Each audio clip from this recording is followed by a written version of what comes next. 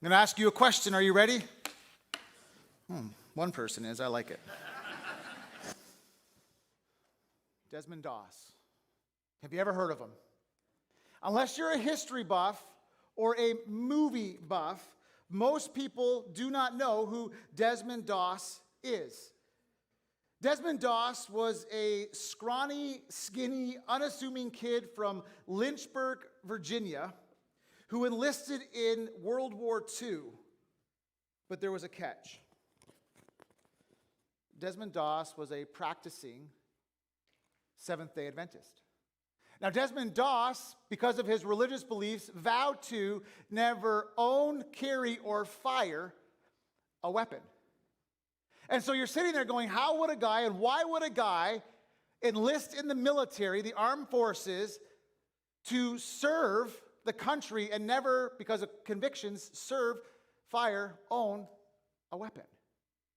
Desmond Doss actually enlisted as a medic because his goal was to not kill people. His goal was to save people. And during the war, there was an intense battle that became known as the Battle of Hacksaw Ridge.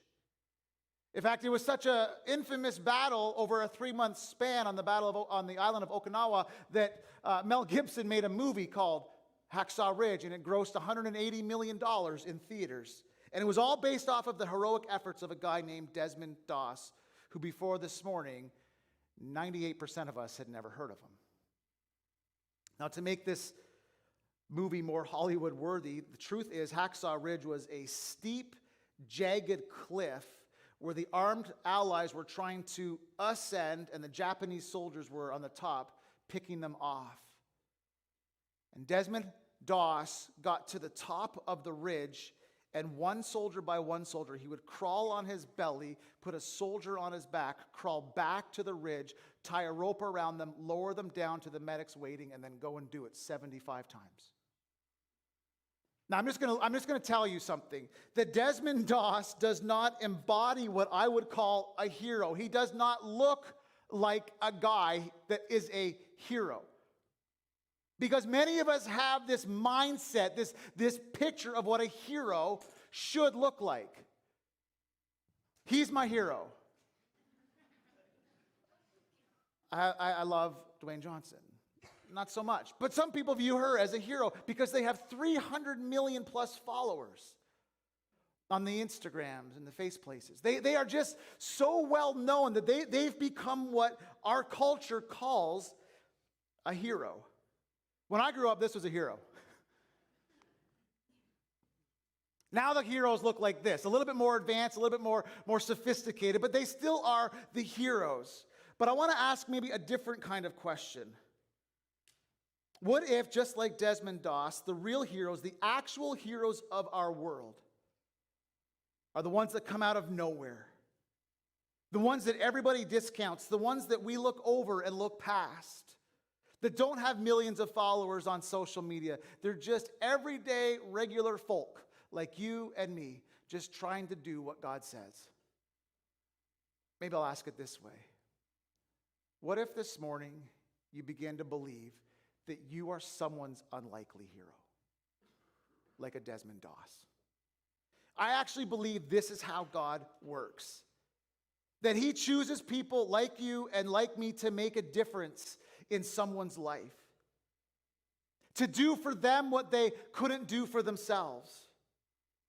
And there's a great story of this, example of this in the book of Matthew. In one verse, there's a guy that comes on the scene. Now, I'm going to change your viewpoint on Easter a little bit. And you're like, Dan, we've given you some liberties over the past few months to take scriptures, and just preach them kind of differently than we're used to. Don't mess with Easter.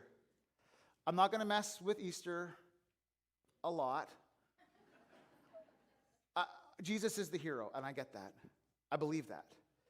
But tucked in the middle of the story, there's a guy named Simon, who I think is an unlikely hero to Jesus.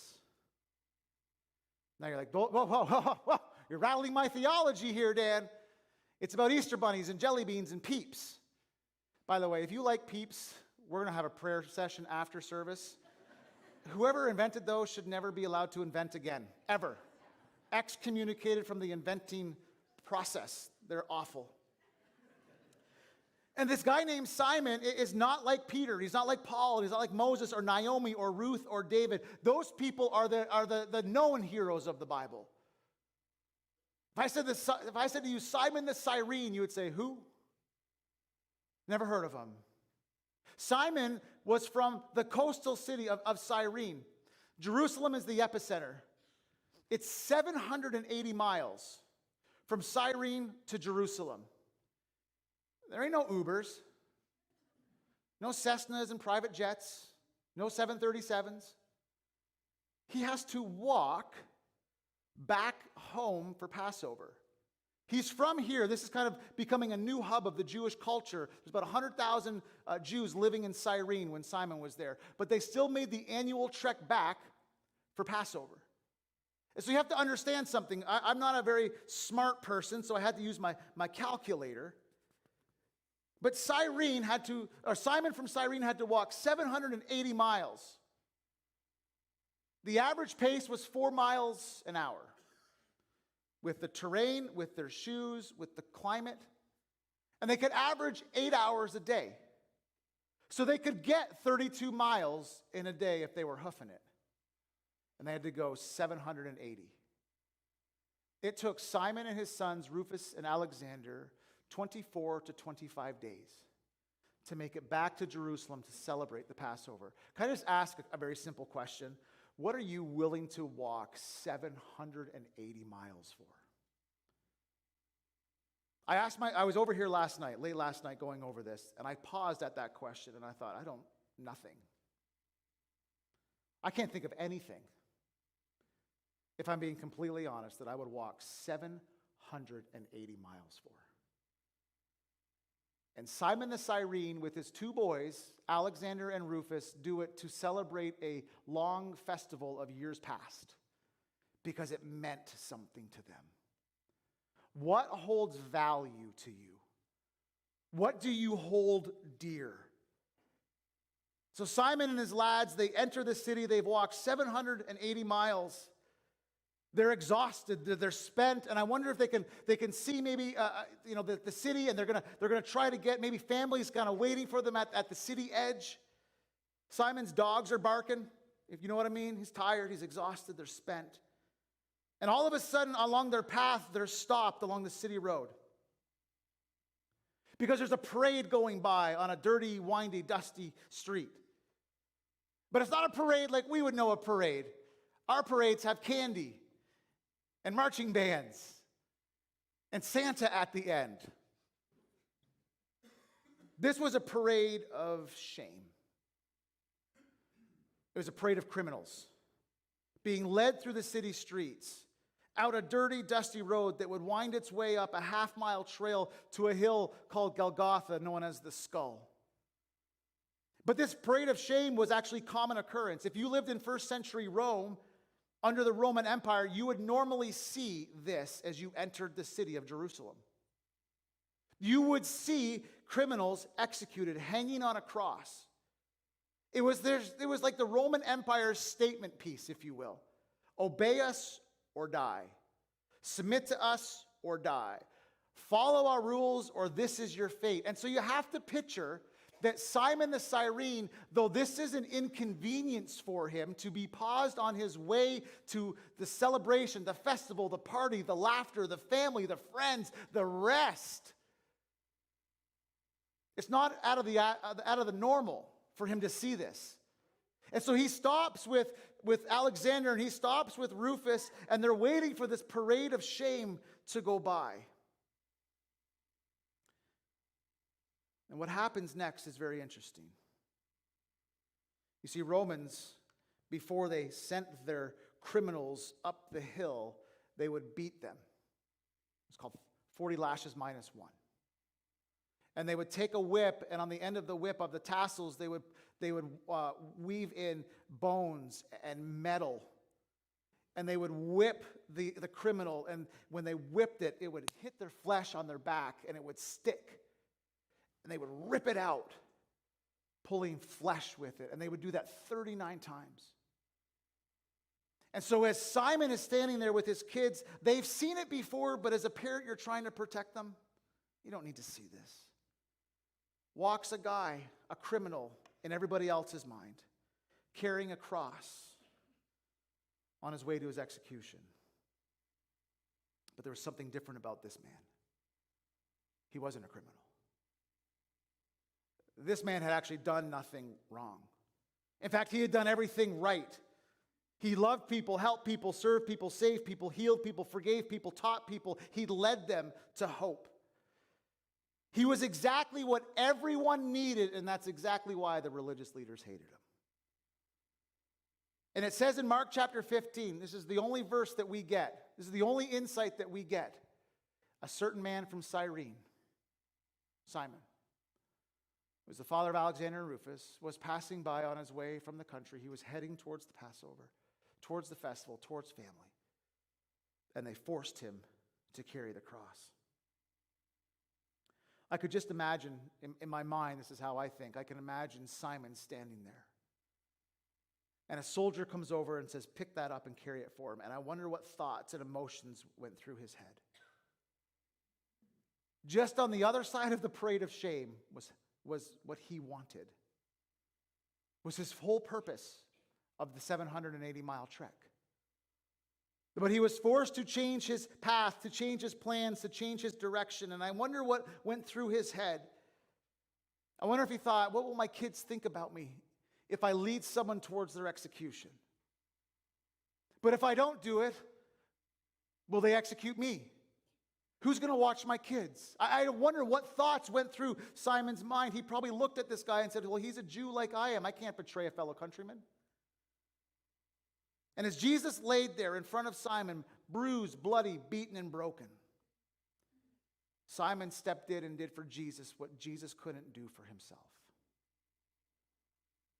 Simon stepped down and got under the cross and under Jesus, and he picks them up together. After 780 miles, this next half mile would be the longest of his life. I don't know where his kids went. We're given no other indication what happened to his family. But we do know that Simon stepped in and did for Jesus what as a man Jesus could not do for himself. I wonder if Simon knew that what he was doing that day would be more profound than he could ever have imagined.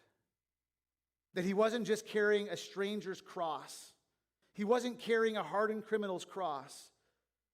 He was actually carrying the Savior of the world's cross.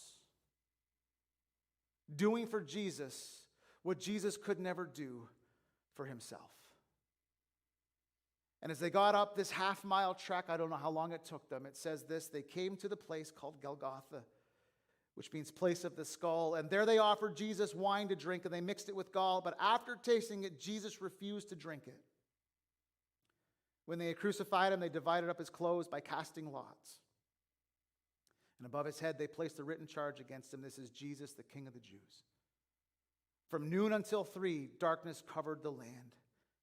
About 3 p.m, Jesus cried out in a loud voice. He cried out, Eloi, Eloi, lama sabachthani. Which means, my God, why have you forsaken me? He cried out one more time, and then in a loud voice, he gave up his spirit. He surrendered his spirit. And at that moment, the curtain of the temple was torn from top to bottom. The earth shook, the rocks split, and the tombs broke open. Now listen, when the centurion, the head Roman soldier, the leader of the pack, the guy that led him to his execution, the guy that oversaw the flogging, the guy that held him captive before the Pilate and the justice system. When the centurion and those with him who were guarding saw Jesus and the earthquake and all that had happened, they were terrified and they exclaimed, surely this really was the Son of God. You see, in this moment, they realized something, just like Simon knew something as Jesus laid in front of him, that Jesus would carry the weight of the world on his shoulders. Listen, Simon, I believe this, and we can talk after if you don't agree with me on this statement, and that's okay. I believe Simon did for Jesus what as man he couldn't do for himself, but Jesus has done for us. what we could never do for ourselves. Ever. We could never bridge that gap from death to life without the work of Jesus on the cross. Ever. Oh, we've tried. I live a good life. I'll make it in. Unless you confess with your mouth and believe in your heart that Jesus Christ is Lord, you won't make it in. Jesus is the way, the truth, and the life. No man comes to the Father. And so I believe Simon, who was an unlikely hero, didn't lead Jesus to his death. He led Jesus to his destiny. That's what Jesus was created to do. He was created to carry the weight of the world, the sins of the world on his shoulders, doing for us what we couldn't do for ourselves. And I believe this statement, that 2,000 years later, some of us unlikely heroes, still lead people to the cross. Who are you leading to the cross? Who's looking at you and going, there's something about that person? There's something different about them. Because I believe God uses unlikely people in unlikely times to do unlikely things. Now, I know what you're thinking. You're thinking, Dan, nice speech. But the last couple years have just drained the hope out of me. They've drained the confidence out of me. Maybe it was a divorce of your parents that sent you spiraling. Maybe it was the loss of your job or your health. Maybe it was the loss of your best friend. Maybe it was the loss of your purpose. Or maybe just simply you are lost, sidelined. I believe God has placed within you the ability to change our world. He placed within Jesus the ability to change the world. He placed within you the ability to change a world. There's a difference. He placed within Simon the ability to change a world. Jesus is. And he placed within Jesus the ability to change the world. You might not have title. You might not have position. You might not have authority or a really good portfolio. Guess what? Jesus doesn't care. He uses unlikely people in unlikely times to do unlikely things. I believe that's the why and the how he sent Jesus. Now I'm going to try to rattle your theology a little bit more this morning. That it's the how, but it's the why and the how of how God sent Jesus. Hear me out. Important people are born in fancy hospitals with the best doctors in private rooms. Not Jesus. Born in a barn with a bunch of animals. Dr. Doolittle was his midwife. Unwanted and unwelcomed. That's how Jesus, the King of Kings and Lord of Lords, entered the world. You don't have to be important to change a world. Important people are given proper birth announcements. They send dedication invites and celebration, and they post it on Instagram, and they Snapchat, and they print it out, and they give proper birth announcements. Not Jesus. The first people who knew were the stinking, thieving shepherds. You don't even have to have a proper birth announcement to change a world. Important people are placed in positions of authority and power and rule and dominion. Not Jesus.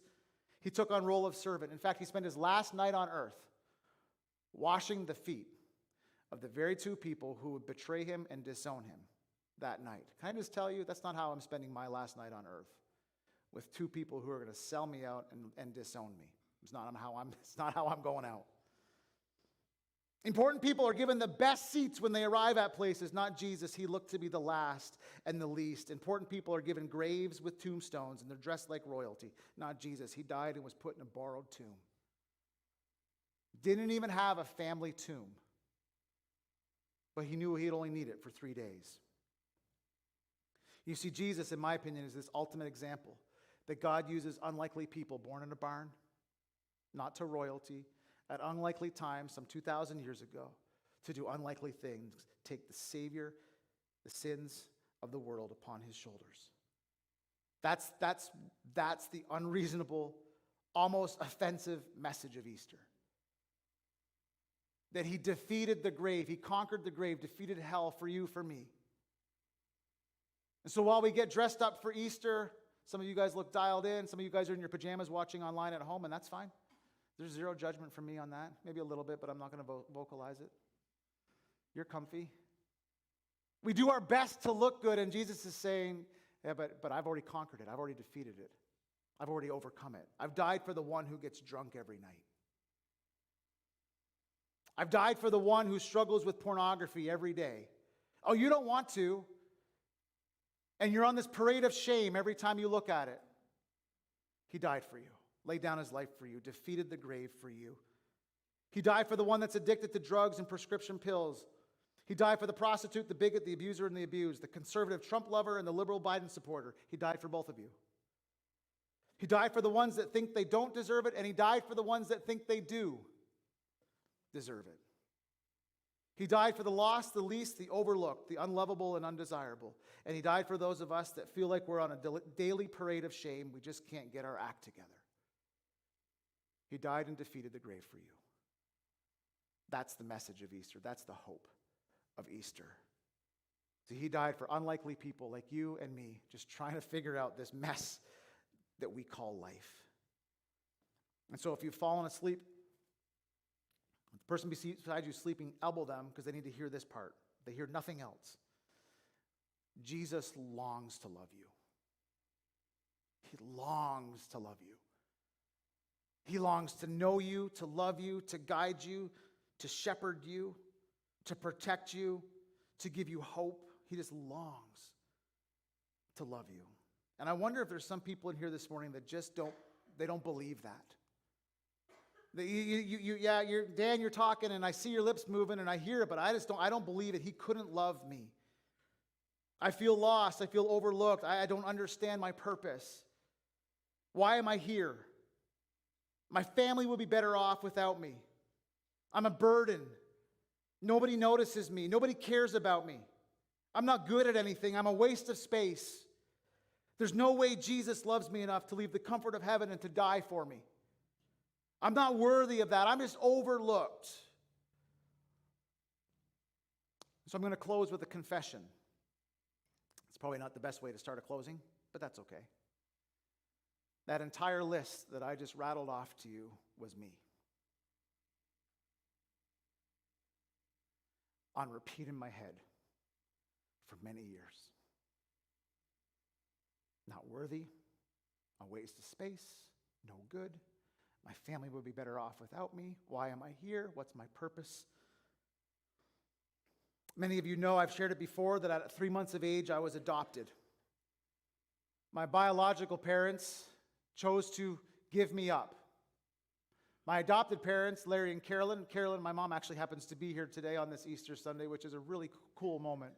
We were trying to remember the last time that we were together for Easter, and we couldn't even think of it. My dad passed away about 1.5 years ago. But as my mom and dad, Larry and Carolyn, were deciding how they were going to start a family and raise a family, they decided that adoption was their best choice.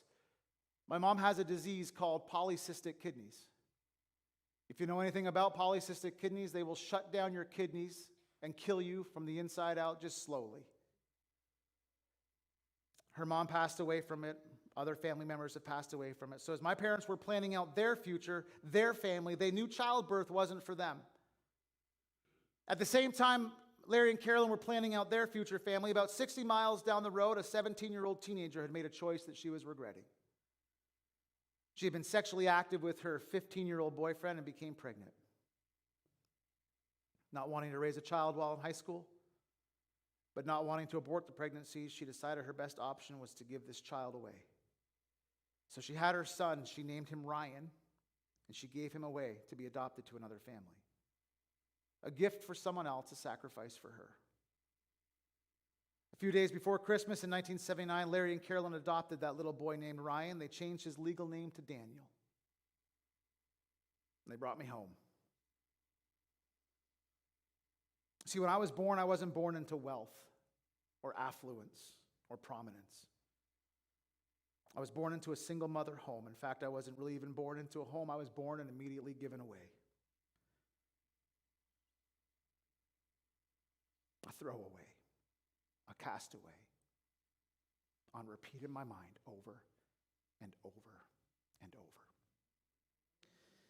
Nothing that my parents did sent me down the path that I went. They loved me. They taught me right from wrong, morals, values, convictions. They were the best parents I could ever have asked for. And yet I struggled with life, with purpose. How could God love me if my biological mom would give me away? I struggled. Why would they even choose me? I'm useless. I'm no good. I'm not lovable. For 3 months, I sat in an adoption agency, unloved and overlooked, was the narrative I played. Can I just tell you, you become what you believe about yourselves? And so if you've got a negative soundtrack playing in your mind, you need to exchange that for truth. I lived by a motto: I will hurt you before you hurt me. I kept people at arm's length. After all, I felt like, hey, you'll only abandon me like my birth mother did. And yet at the same time, I knew at a young age that I had a calling on my life, that God had put this calling, this purpose in my life to be a pastor, and I fought it with everything I could. Everything I could. I applied to 4 police academies and 1 Bible college to appease my parents. They told me they would pay for my first year of school if I went to a Bible college, so I applied to 1 and 4 of my own. Monday through Thursday, I received rejection letters from the police academies I wanted to go to. And on Friday, I received an acceptance letter from the college I didn't want to go to that read this: Dear Dan, thank you for applying to Bethany Bible College. We're delighted to inform you that you've been accepted, and we look forward to helping you become all that God wants you to be. No! The thing I wanted wasn't what God wanted. But off I went to Bible college, where God gripped my heart, and I haven't looked back now. Skip ahead to the fall of 2003. I'm married to the best bride I could ever ask for. We're in ministry together. Kim and I were in South Dakota, Rapid City, and I received a phone call that would forever change the trajectory of my life. I picked up the phone. It was my mom, and she said this. She said, Dan, it's happened. My kidneys have shut down. Complete renal failure. If I don't have a transplant soon, my life expectancy is going to quickly diminish. I'm starting in-home dialysis each night, but it's only a temporary fix. I'm going to need a transplant. See, I'll never forget that phone call. To hear your mom tell you she's going to die, all I heard was more rejection and abandonment. Why would you do this to me, God? Why would you put me in a home and then 20-some years later have it ripped out from underneath me?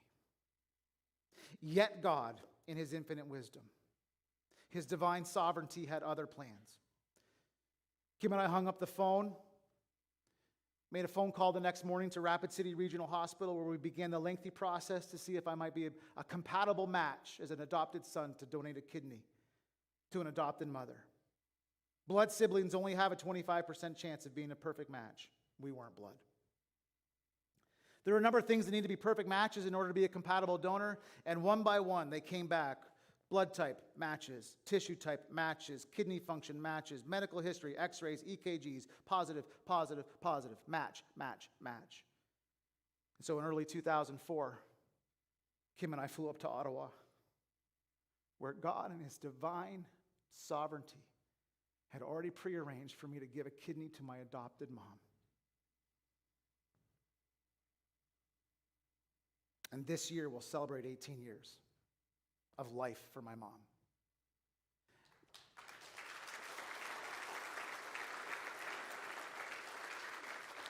I don't share that story to brag. Sometimes I do, but not in this moment. I share that story because God uses unlikely people, like a 3-month-old named Ryan. At unlikely times, this teenager got pregnant. To do unlikely things, be a compatible, perfect compatible match for an adopted mom. Remember my list? Why am I here? My family would be better off without me. I'm a burden to them. Nobody notices me. Nobody cares about me. I'm not good at anything. I'm a waste of space. False narrative. The truth of the matter is, some of us this morning need to be reminded. We might feel lost and overlooked, unwanted and unworthy. Jesus longs to love you. He longs to step in towards you. You were bought at a price. It was a steep price, and he did for you what you could never do for yourself. You see, Simon was an unlikely hero doing for Jesus what he couldn't as man do for himself. But Jesus is the real hero who uses unlikely people, like a guy born in a barn, to do unlikely times of 2,000 years ago, an unlikely time to do unlikely things, put the weight of the world on his shoulders and lay down his life for you and for me. You're cared for. And so maybe you've never surrendered your life to Jesus. You've never thanked him. Can I just tell you, that could be your day today. That could be your time today. To go from, as baptism symbolizes, to go from death to life. The old to the new, to step out of addiction and into freedom, to step out of the parade of shame into this place of surrender. To turn from and turn towards. You know how much good happens when you turn around? Think about it. On a wedding day, you're the groom and you're waiting. And you turn around and you see your bride. And your heart skips a beat.